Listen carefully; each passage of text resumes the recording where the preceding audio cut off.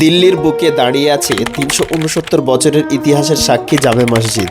আজ সেই মসজিদের জুমার নামাজ, মানুষের ঢল আর চারপাশের অপূর্ব সৌন্দর্য দেখুন এক ভিন্ন দৃষ্টিতে। রাষ্ট্রভূমি দ্বারকা সেক্টর 25-এ এখন আছি, আর এখান থেকে আমাদের যেতে হবে নিউ দিল্লি মেট্রো স্টেশন। মানে এখান মেট্রো স্টেশনেই আছি, এখান থেকে আমাদেরকে মেট্রো ধরতে হবে, আর এই মেট্রোতে করে আমাদেরকে নিউ দিল্লি পৌঁছাতে হবে। এই দিকটা একটু ফাঁকা হলেও মানে সামনের দিকে হয়তো ভিড় হতে পারে, প্রচুর জ্যাম থাকতে পারে, আর দিল্লি মানেই তো ব্যস্ততম। এবারে টিকিট কাউন্টারের দিকে এগিয়ে যাচ্ছি, সামনে থেকে টিকিট নিতে হবে আমাদেরকে, আর টিকিট নিয়ে তারপর আমাদের গন্তব্যে রওনা দেব। দিল্লি শুধু এই মেট্রো স্টেশন বলে নয়, প্রত্যেকটা মেট্রো স্টেশন কিন্তু পরিষ্কার পরিচ্ছন্নতার মধ্যেই আছে। আমি নিজেও জানি না যে এখন আরও কতটা দূরে এগোতে হবে, আর কাছাকাছি না, এবার চলে এসছে না, সামনেই টিকিট কাউন্টার। বাট আমাদের ওপার থেকে রাস্তা, এটা রাস্তা আছে, তার এই আন্ডারগ্রাউন্ড থেকেই আমাদের কিন্তু যেতে হচ্ছে, বেশ অনেকটাই হাঁটতে হয়। টিকিট নিতে হবে এবার আমাদেরকে, এবার আমাদের ট্রেন ধরতে হবে, নিচে চলে যাবো এবার এখান থেকে, লিফট থেকে। ভারতের সব থেকে দ্রুত যায় এই মেট্রোটি, এবং সেই মেট্রো সিটে আমি এখন বসে আছি, এবং বাইরের দৃশ্যগুলো কতটা সুন্দর হয় সেগুলো দেখানোর চেষ্টা করব। জানি না যে বাইরে দেখা যাবে কিনা, যদি দেখা যায় ওভারব্রিজের উপর থেকে যখন যাবে সেই সময়টা দেখানোর চেষ্টা। ভারতের সবচেয়ে দ্রুততম মেট্রো চড়লাম আজ দিল্লিতে এসে, এবং তার টিকিট মূল্য পড়ে গেছে আমাদের একটা মাথা পিছু 75 টাকা করে। আমাদেরকে এবারে নেমে যেতে হবে, চলে এসেছি নিউ দিল্লি মেট্রো স্টেশন। অবস্থা কি অবস্থা, পুরো ফুললি জ্যাম হয়ে গেছে। বেরোতে গেলেও লাইন দিতে হবে, টিকিট কাটতে গেলেও লাইন দিতে হবে, ঠিক আছে, ট্রেনে উঠতে গেলেও লাইন দিতে হবে। স্ক্যানার চলো, ये लो पैसा 75 रुपये चला गया इसमें। এবার এখান থেকে উপরে উঠে আমাদেরকে গাড়ি নিতে হবে, এবার গাড়িতে করে যেতে হবে। এখান থেকে একটা গাড়ি নিয়ে নেবো, এবার সেই গাড়ি নিয়ে আমরা পৌঁছাবো দিল্লি জামা মসজিদে।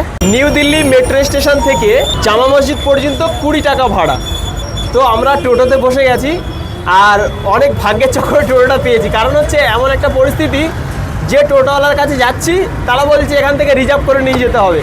খুব বেশি দূরে নয়, খুব কাছাকাছি, হেঁটে আসতে পারতাম, কিন্তু যদি নামাজের সময়টা পেরিয়ে যায় তখন গিয়ে আমরা নামাজটা পড়তে পারবো না, এবং যার কারণে টোটো নিতে হলো।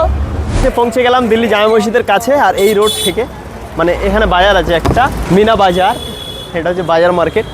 আমরা ওই সামনে থেকে যাব। গেটের দুই সাইডে কিন্তু এমন লেখা আছে আই লাভ জামে মসজিদ, ওই পারের গেটটাও তো এমনই লেখা আছে, মানে আর বেশ অনেকটা উঁচু সিঁড়ি। এখানে আমাদের জুতোকে গ্যারেজ করতে হবে, ঠিক আছে, জুতো হয়তো গ্যারেজ করে রেখে যেতে হবে এদিকে এখানে। আর এদিকে দৃশ্যটা খুব ভালো লাগছে।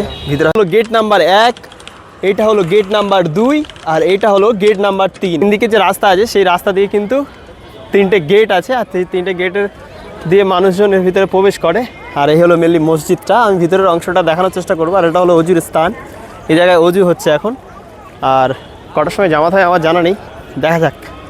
অজুর স্থান থেকে অজু করে নিলাম, এবং আপনাদেরকে এবার ঘুরে দেখাবো ভিতরের কিছু সুন্দর দৃশ্য। এখান থেকে আমরা একটু ভিতরের দিকে যাব, এখন নামাজের টাইম এখন অনেকটা বাকি আছে, আমরা একটু আগে এসে পৌঁছেছি, এবং ভিতরের কিছু দৃশ্য আপনাদেরকে দেখানোর চেষ্টা করব।